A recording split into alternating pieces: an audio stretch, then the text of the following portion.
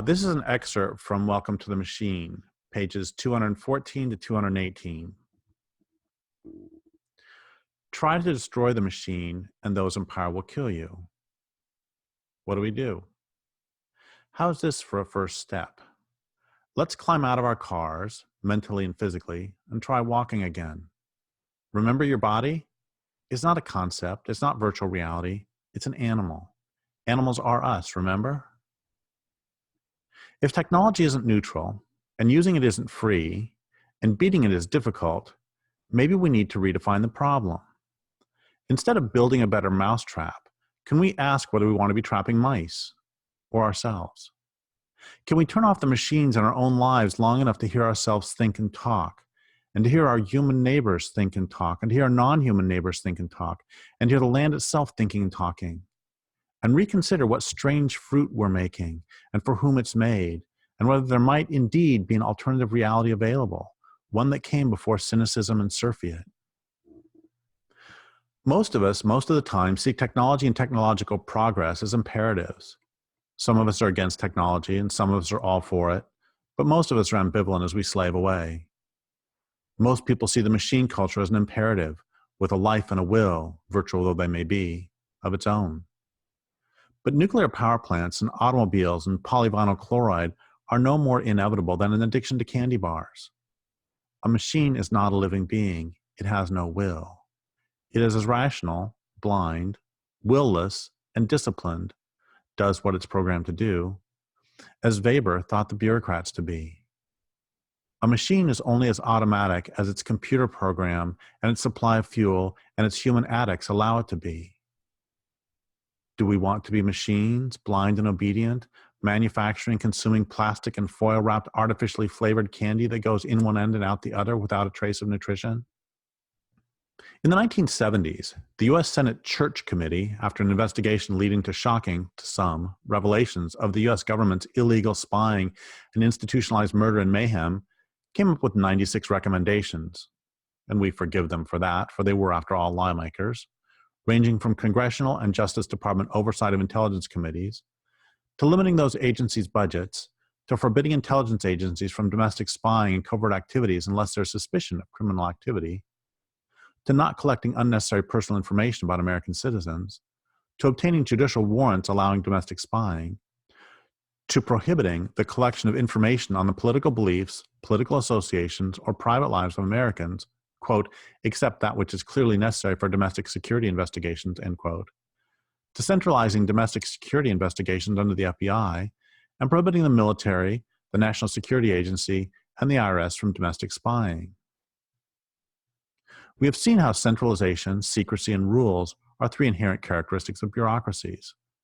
Unfortunately, the committee's recommendations were basically a call for more centralization and more rules. A generation later, there was congressional oversight over intelligence agencies, but wiretapping warrants are much easier to gain and domestic spying is much easier to do legally. When violations of civil liberties and privacy are disclosed, the best civil rights lawyers come up with virtually the same prescriptions: more oversight, more centralization, more rules. It seems the disease has progressed, but not the medicine. So we might cast our jaundiced eyes beyond modern progress and attend to Lao Tzu, who warned that rules and structures were for people without responsibility and awareness, and that punishments arose only when people wouldn't govern themselves.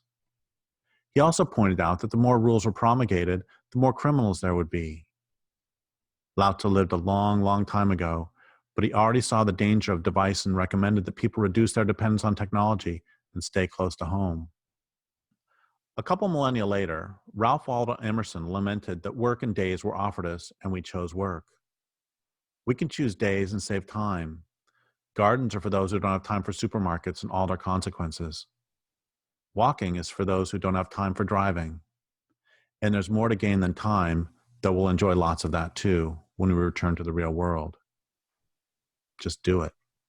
The late U.S. Senator J. William Fulbright wrote, "In a democracy, dissent is an act of faith." We write, "In a machine, awareness is an act of freedom." The controversies over privacy and security ought actually to be about technology and fascism. Privacy and security are worse than false hopes. They're distractions. We're going down the ecological and social tubes, so there is no security. And privacy never existed except in the fantasies of those who saw themselves as separate from their fellow beings.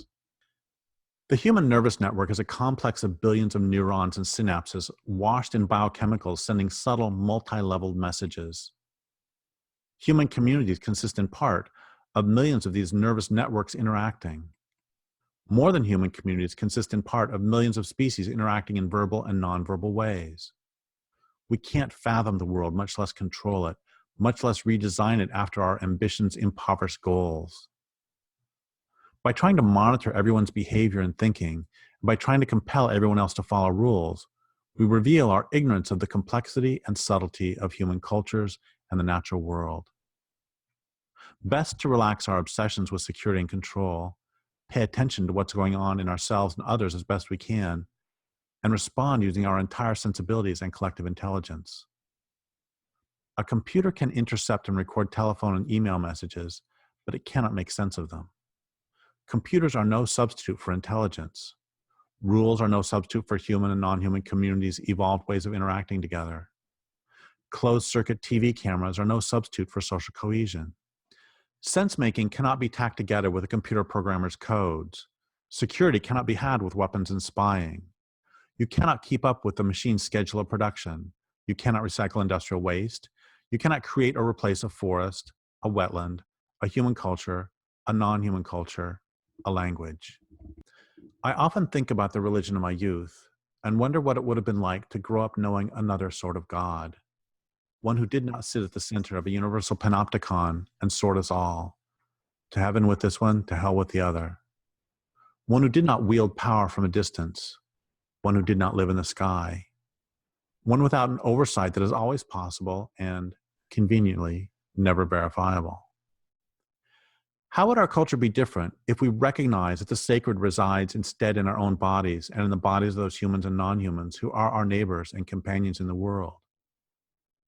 What sort of society would we evolve if we understood that truth is multivariate and just as manifest in dragonflies, phoebes, and drops of rain as in humans? How would our society look, and how would the world look, if our gods and goddesses valued life over power? How would we look if we valued life over power? And what would happen if we rejected the myth of the machine and the machine itself?